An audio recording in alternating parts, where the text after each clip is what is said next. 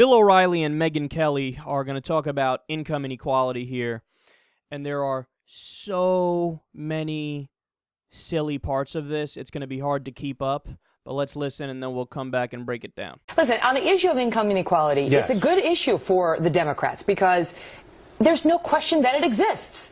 And the Democrats have used it. Well, it's worse now than it's been since 1920, according to the stats. But both parties agree with that. The only difference is how we got there and what we do about it. The Democrats have been open. I mean, you talk to Democratic pollsters about their plan to stoke resentment. They want to play to the resentment that the middle class and some of the feel towards the rich and say, we're your guys, we're going to get you out of it. The rich say, let's all get there. You're buying into this fraud, Kelly, and I'm very disappointed. So listen to the master here. Number one, we're going to have Lou Dobbs on tomorrow, who's going to shatter this income inequality thing. Tell us all. A nice lady from upstate New York. Right. No uncle in the business, correct? No. Okay. You went to what, Albany State? Right. Well, all right, no, Syracuse undergrad and Albany Law School. All right. Okay schools, but not Harvard. What? All right. You worked hard. I'm sorry, they're okay schools, but they're not Harvard. They're the Harvards of Syracuse and Albany. Okay. You worked hard, did you not? I did. Okay, so you were a practicing attorney? I didn't come from money. I didn't have any private schooling. You worked your way up, all right? Was there any war on you? Did anybody declare war on you? Apparently there was, and I just didn't know it. Was there any income inequality while you were working your way up? Plenty, Bill. No, when you were working your way up, Kelly. No, listen, I was inspired by the rich people. I wanted to be one of them. Were you paid fairly for what you did? I don't know. I guess so. I never had any. All right, so no war on you, no income inequality on Megyn Kelly. Worked hard, worked your way up, and now here you are, right? It's like the classic John Lovitz bit where he says, you can do it, you can pull yourself up, work hard, you can make it to the top, and the answer is, so I just blink you. I just destroyed this inequality myth. He used Megyn Kelly as the example that income inequality it doesn't exist. How do you do that? Here we got this one person who did well, so therefore the entire system's perfect. What kind of an argument is that, man? What a bad argument. I found one guy who's happy. Therefore, everybody in the world is happy. I just destroyed this inequality myth. Agree to disagree, Bill. What a silly guy he is. He calls it a fraud. The whole idea of income inequality existing is a fraud? How little does he know? But see, that's the thing. To Bill O'Reilly, he has created a straw man of what Democrats believe and what Democrats want in his mind. See, in his mind, he thinks what we want to do is have everybody make exactly the same amount of money.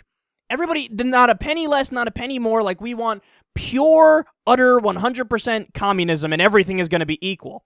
But, Bill, you made that up about what we believe. We don't actually believe that. We can tell you what we believe if you would bother asking us, but you'd rather make it up in your own mind and then create the straw man and then pretend like we believe it. Because, look, when you frame it like that, of course he would be right. Because, of course, that's a silly, position to take. And nobody's in favor of that. I've never met a single person or read a single article or seen anybody say, yes, I'm in favor of everybody making exactly the same amount of money no matter what they do forever. Like, that's a crazy belief system. But he goes to the opposite extreme and says, well, since the Democrats want everybody to make the same, which they don't, well, then this is preferable. What we have now is preferable. So you wouldn't tweak it at all? You would keep it exactly the way it is? You don't think this is a problem at all? Well, let me give you some facts, and you can determine for yourself who you think is right. As of right now, 400 Americans have more wealth than half of all Americans combined. Does that make sense? Again, nobody's saying pay everybody exactly the same, but isn't this a little too lopsided in the other direction?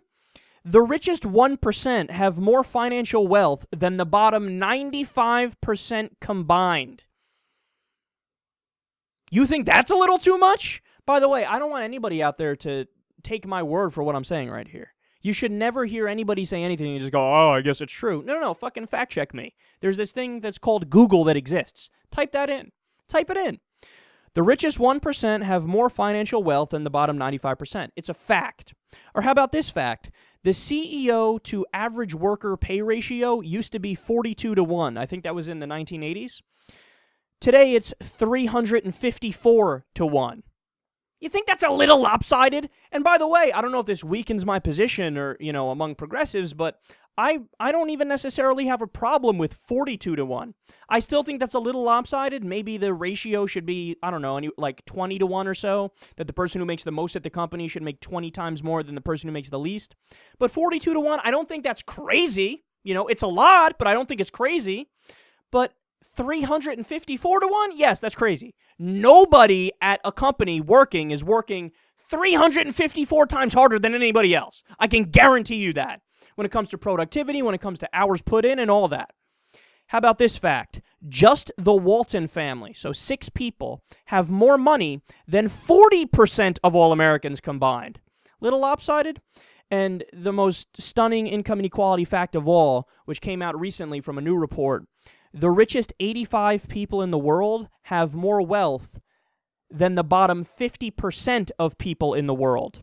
So 85 people have more money than 3.5 billion people. 85 more than 3.5 billion. Here's the thing, Bill. There are very few people who want everybody to make the exact same. I mean, maybe 0.00001% of people in the world actually hold on to that rigid belief system. But most people believe in the idea of a meritocracy, that the harder you work, the further you go, but everybody has like a basic, floor that gives you basic minimum living standards, and then you make of it whatever you want after that by putting in, time and effort and what have you, right? So the issue is we've gone too extreme in the other direction, the direction that you're defending and you're pretending doesn't exist, okay?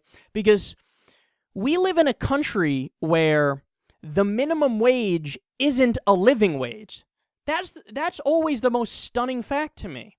That in the United States of America, you could work a full-time job and not make enough money to survive. You could work a full-time job and still have to go rely on food stamps and rely on Medicaid to get by. And then the Republicans and Bill O'Reilly will still point their finger at you and call you a moocher. But wait a second. They don't have a choice, Bill. Their job doesn't pay them enough to live, so they have no choice but to go to the government and use those programs. See, that's the contradiction in that right-wing worldview, that we don't want these government programs helping poor people. Yuck, they're terrible. We need to get rid of them. But we also don't want to raise the minimum wage to make it a living wage. Well, then you're basically saying, I would like people to not be able to feed their kids. I would like people to not be able to afford their rent or to pay the mortgage. So here's the bottom line. I know I'm dragging on here with this, but I find it stunning that he said what he said there. The bottom line, Bill, is that income inequality does exist. We do need to try to fight back against it. And the ways to fight back against it are relatively straightforward. People aren't unfair, man. They're not irrational. Like the story we did the other day. The workers at Costco who make, $22 an hour on average? They love it. They love it. That's plenty. They're like, oh, this is great. We love this company. We'll be loyal to it forever. So what's the answer to get rid of the income inequality? We need to bring back unions. Unions need to be strong again, because the stronger unions are, the better the wages are for the middle class. That's a stone-cold fact. We need to raise the minimum wage. We absolutely need to raise the minimum wage. It's got to be a living wage, and then you have to chain it to inflation. We have to do universal health care. Our health care should be paid for out of our tax dollars instead of our tax dollars going for random wars that nobody wants to be in. Okay, and there's a bunch of other things that I could get into that are ways to fix the income inequality. But at the end of the day, we're still going to have income inequality, but it will be a good level of income inequality where even if you're at the bottom, you can still survive. That's all we're asking for. But Bill O'Reilly thinks even that is irrational.